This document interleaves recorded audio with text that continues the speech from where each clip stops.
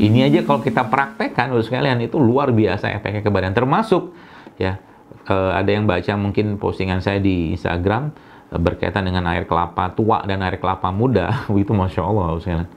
Komposisi dari natrium dan kalium pada dua air tadi itu sangat-sangat sempurna. Lebih baik dari air isotonik manapun yang ada di muka bumi ini. Atau mungkin dibuat manusia, maaf.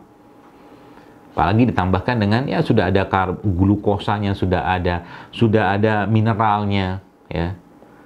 Dan zat-zat penting lainnya yang ada di situ. Yang ternyata, coba Ibu sekalian, jamaah sekalian, kalau Anda pernah nyobain air kelapa tua sama air kelapa muda, rasanya beda loh. Rasanya beda. Jadi air kelapa tua itu kalau dirasakan secara keasaman, jauh lebih light dia, ringan dibandingkan air kelapa muda yang agak cenderung lebih asam. Ya kan? Coba lihat, gasnya juga. Ya ternyata emang air kelapa tua itu secara komposisinya, dia lebih tinggi asam aminonya. Saya tidak tahu di Australia apakah banyak abang-abang yang jual kelapa tua atau abang-abang yang marut kelapa, kayaknya nggak ada. Ya. Kalau di sini kan banyak nih, Ustaz Abdullah, Masya Allah. Jadi di sini tinggal kelapa tuanya, kalau kita ambil airnya gitu kan, beli air kelapa tua gitu, itu kadang-kadang nggak usah beli sama mereka. Kasih aja sama dia, Masya Allah. Dan daging kelapanya itu adalah lemak yang kalau kita kenal sebagai santan yang bermanfaat untuk jantung. Nah sayangnya lemak itu kan kita kita parut kan, diparut, kemudian dicampur air sedikit ya atau tidak gitu kan, lalu dimasukkan daging ke situ, maka jadilah rendang. Tambah dengan bumbu kan. Padahal seandainya nih kalau kita minum santannya doang, Masya Allah sekalian, santan itu lemaknya sangat baik buat jantung kita. Santan ya. Jadi kalau Anda minum ya mungkin kopi-kopi atau apa gitu, sekarang beberapa sudah mulai tuh. Susunya pakai susu santan, coconut milk gitu ya. Masya Allah. Ini kan pupuk nih. Tadi kan kita bahas tentang air ya. Ini nyambung sama itunya, pupuknya gitu kan. Jadi Masya Allah ya. Itu baru bicara santannya doang gitu kan. Bicara air terbaik gitu kan. Jadi air kelapa itu dengan komposisi natriumnya yang sangat-sangat seimbang dengan kalium, bahkan kecenderungannya kaliumnya lebih tinggi. Sehingga memang air kelapa adalah air yang sangat baik untuk menurunkan tekanan darah. Ya, menurunkan tekanan darah, terutama air kelapa yang muda. Jadi kalau udah tua kan lebih tinggi asam aminonya. Ya, maka asam amino ini adalah bahan baku pembuat gen. Jadi mungkin yang sudah usianya ya 45 tahun atau 50 tahun ke atas ya, sudah merasa tua lah. Atau mungkin ubannya sudah agak banyak misalkan gitu kan. Nah, saatnya kita minum air kelapa tua. Boleh nggak minum air kelapa muda? Ya boleh sih. Tapi secara khasiatnya atau mungkin secara kandungannya kan beda tuh. Beda. Ini air ya, jadi air. Kita bahas yang pertama air. Jadi intisari air inilah, carilah air-air yang bersifat alkali atau basah. Ya. Lo kan air kelapa bersifat asam, ya. Air kelapa bersifat asam, betul. Cuman air kelapa itu sudah dijadikan seimbang komposisi mineralnya oleh Allah SWT. Ya. Maka kalau saya pribadi, kalau air mineral biasanya saya lebih memilih minimal pH-nya netral. Ya, kalau bisa cari yang air yang pH-nya basah atau alkali. Atau dia juga mengandung yang lain-lain lah. Ya, bukan air yang dibuang mineralnya. Itu yang pertama. Yang kedua, kalau kita bicara tentang pupuknya. Pupuknya kan tanah tadi tuh. Jadi ini konsepnya sebenarnya kalau Anda pakai sekalian, itu Masya Allah. Penyakit itu lama-lama hilang dengan sendirinya. Karena metabolismenya diperbaiki, pencernaan diperbaiki, usus diperbaiki. Kan ada kalimat yang kita pernah dengar, all disease start from the gut. Bahwa penyakit itu mulai dari pencernaan. Emang iya. Makanya sebabnya dalam Islam protokol pembersihan pencernaan itu paling lengkap, yaitu apa? Yaitu puasa.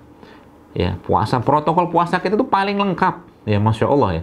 Ada Ramadan, ada Syawal, ada Ayyamul Bid, ada Senin Kamis, ada puasa-puasa sunnah, ada puasa Daud.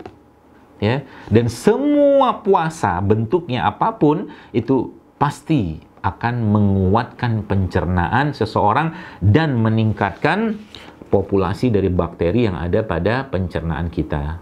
Masya Allah ya. Luar biasa Islam ini. Ya. Itu ya. Termasuk juga kalau kita bicara wudhu. Wudhu itu ya, maka kalimat itunya, kalimat intinya adalah semua syariat dalam Islam itu menyehatkan, tapi kita tidak mengerjakannya untuk sehat. Kita mengerjakannya karena kewajiban dan perintah Allah.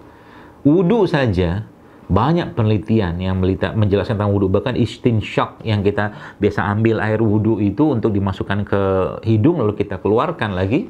Itu salah satu cara terbaik untuk membersihkan kuman-kuman patogen yang ada pada hidung. Wudu, ya. Subhanallah.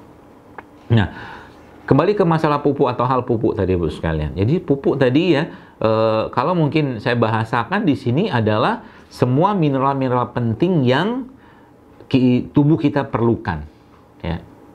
Nah, kalau saya tanya kepada Anda, kepada siapa ini? Saya bisa tanya. Udah kabur. Ustadz Abdullah tadi mana Ustadz Abdullah?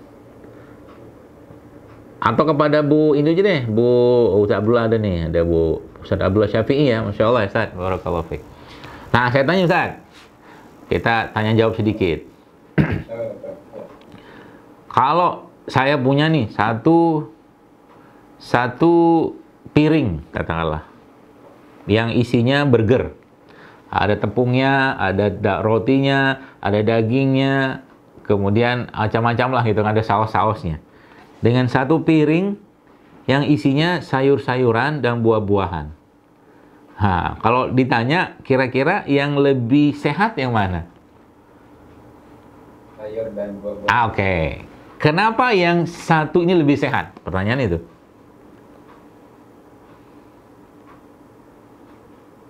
Belum diolah, murni maksudnya. Nah, oke, apa lagi? Ya, kandungan dalam buah, sayur, jelas banyak vitaminnya dan proteinnya. Siapa lagi? Satu lagi, San? Ada lagi ya?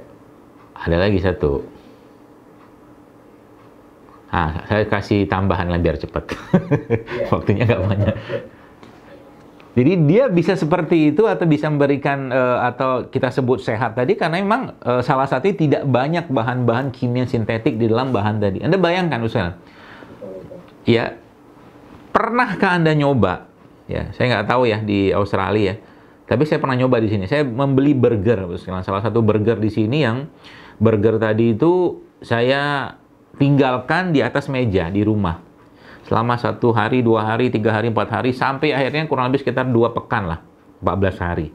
Itu burger tadi masih utuh aja, lalat nggak ada, apa-apa nggak ada di situ, jamur juga nggak ada. Bahkan saya pernah melihat itu ada yang nyimpen sampai 2 tahun gitu kan. Anda bayangkan. Ternyata burger itu lalat aja, jamurnya nggak datang ke situ sekarang. Anda bayangkan. Jadi itulah yang dimakan oleh banyak orang zaman sekarang. Sehingga apa? Tubuhnya kelabakan. Jadi kalau ditanya, orang yang maaf kena autoimun ya, cek apa yang dia makan tiap hari. Kemudian cek lagi kira-kira ini orang tuanya dulu sebelum menikah, ya sebelum menikah, apa yang mereka konsumsi. Biasanya ada kaitan semua itu. Karena genetik seseorang atau kekuatan tubuh seseorang itu akan diwariskan dari kedua orang tuanya. Jadi Masya Allah Bapak sekalian. Jadi tadi Ustaz Abdullah menjelaskan bahwa ini kenapa nih sehat? Karena memang dia masih mengandung, dia alami, belum diolah, tidak banyak pengolahan, tidak banyak bahan-bahan kimia di sana. Ya. Apalagi kalau ada kata lanjutannya lagi yang dan diambil ditanam oleh orang-orang yang soleh. Nah, itu lebih dahsyat lagi itu. Makanya kalau kita bicara pangan itu ceritanya bukan di yang kita hadapi saja, tapi di hulunya. Siapa yang nanam? Yang nanam ini baca bismillah nggak gitu loh. Kalau kita bicara pakai bahasa iman gitu kan. Saya kemarin sempat mau mampir ke sebuah toko judulnya organik, tapi saya batal gitu. Saya nggak jadi makan di situ. Kenapa saya nggak jadi makan? Karena yang punyanya ternyata bukan orang Islam. Ya, sebaik-baiknya orang tadi, ya, makanya mungkin tidak masalah, nggak ada yang haram di situ. Tapi saya, ya sebaik-baiknya dia, tetap aja dia nggak baca syahadat gitu, maksud saya gitu. Ya ini bukan bicara ras ya, bukan bicara tentang sarah, bukan, tapi lebih bicara tentang kita bahasa iman. Karena orang Yahudi pun begitu. Yahudi itu sekalian, dia lebih memilih orang-orang Yahudi yang menjual sesuatu, gitu kan? Walak baroknya jalan di mereka. Nah, kita nggak bahas itu sekarang. Kita akan bahas pupuk tadi aja. Ya. Jadi, Masya Allah ya. Pupuk tadi itu ya kata kuncinya itu sekarang. Jadi kalau ditanya produk ciptaan Allah itu apa? Yang sering saya bahas atau kata-kata itu tadi, produk yang tumbuh di tanah, mendapatkan matahari yang baik, cahaya matahari yang baik, mendapatkan air yang baik, tidak diberikan bahan-bahan sintetik baik selama dia pengolahan dia atau mungkin ketika dia dimakan masih mengandung mineral penting, masih mengandung enzim, masih mengandung segala kebutuhan nutrisi yang kita perlukan, sehingga nanti dengan itulah akhirnya tubuh kita bisa menjalankan fungsinya untuk menjalankan keseimbangan dalam tubuh kita. Itu kata dasarnya itu. Gampang kan? Gampang. Jadi nanti kita tahu kalau kita makan sesuatu itu kita mulai paham. Yang saya makan ini cuman sekedar rasa, cuman sekedar keinginan lidah, atau memang dia dibutuhkan atau diperlukan oleh tubuh kita. Itu. Jadi hal-hal seperti ini tuh kalau kita pahami baik-baik, maka kita akan sampai pada titik saya makan ini perlu nggak? Kalau nggak perlu nggak usah makan gitu loh. Contoh, udah tahu gula pasir nggak sehat misalkan, masih juga dimakan. Ya, saya nggak tahu nyebutnya apa itu. Mungkin ada yang protes kalau disebut dengan zolim. Ya kalau lama-lama kan akhirnya kan muncul penyakit, katakanlah penyakit-penyakit degeneratif. Ya, namanya zolim, namanya sama badan. Nggak menjaga amanah badan. Ya. Jadi kalau ditanya misalkan, berarti buah yang terbaik itu misalkan kalau kita bicara pada tingkat kebaikannya ya, maka jawabannya apa? Jawabannya buah yang terbaik itu buah yang ditanam oleh seorang muslim, dia baca bismillah gitu kan, kemudian dipetik dengan zikrullah segala macam gitu kan, terus nanti kapan waktu makan terbaik buah itu saat buah itu sudah matang, baru dipetik dari pohonnya kita makan. Masalahnya kan nggak ada buah kayak begitu. Ya, kita belum dapat buah kayak begitu sekalian. Ya, sehingga apa? Sehingga ya udah buah terbaik itu apa? Buah yang kita yang mungkin beli di pasar atau beli toko yang masih utuh, masih belum terbuka, gitu kan? Karena Allah menciptakan buah-buahan tadi dengan kulitnya sebagai pelindungnya. Kulitnya sebagai pelindungnya. Nah, pelindungnya itulah yang menjaga isi di dalamnya. Itu sebabnya kenapa asam amino. Saya kadang-kadang mikir gitu, oh Masya Allah, ini mungkin rahasianya kenapa kelapa itu dilindungi sekali oleh Allah dengan sabuknya, dengan batoknya, dengan dagingnya. Karena memang air kelapa itu berharganya luar biasa, Bapak sekalian. Kandungan, Anda buka aja penelitian, banyak sekali tuh riset-riset tentang coconut water, baik yang young coconut water atau mature coconut water, air kelapa tua sama kelapa muda. Banyak sekali risetnya.